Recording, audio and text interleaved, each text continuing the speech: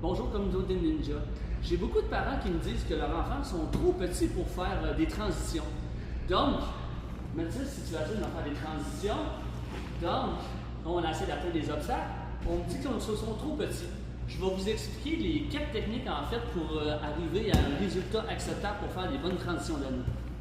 Donc, la première étape pour arriver à faire des transitions d'anneaux va être d'aller chercher 2 obstacles. Donc ici, pour les transitions d'anneaux, ça va être 2 anneaux qu'on va aller chercher.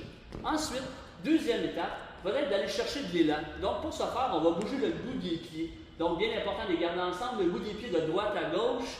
Donc en faisant ça, il n'y a pas de raison d'être trop petit pour aller chercher l'autre obstacle. Donc on va aller chercher notre élan. Maintenant, pour la troisième et quatrième étape qui vont se faire un peu en même temps. Donc tu peux y aller, Mathis. Donc, on va venir chercher nos 2 anneaux, balancer la deuxième étape avec le bout de nos pieds. Et la troisième et quatrième étape. La troisième étape va être d'amorcer notre rotation d'épaule, donc pour pouvoir aller chercher beaucoup d'amplitude de portée. Donc, quand Mathis va être en arrière ici, il va commencer à vouloir tourner son épaule. Donc, bien important, c'est quand on est en arrière, dans la direction qui va aller, c'est de l'autre côté. Donc, quand on est en arrière ici, on vient amorcer notre rotation d'épaule.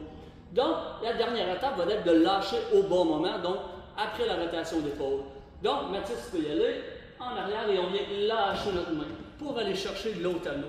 Donc, en faisant cette technique-là, vous pouvez aller jusqu'à 3, 4 et même 5 pieds de distance entre les anneaux, même pour un 6 ans comme Mathis vient de l'avoir. Merci beaucoup de nous avoir écoutés.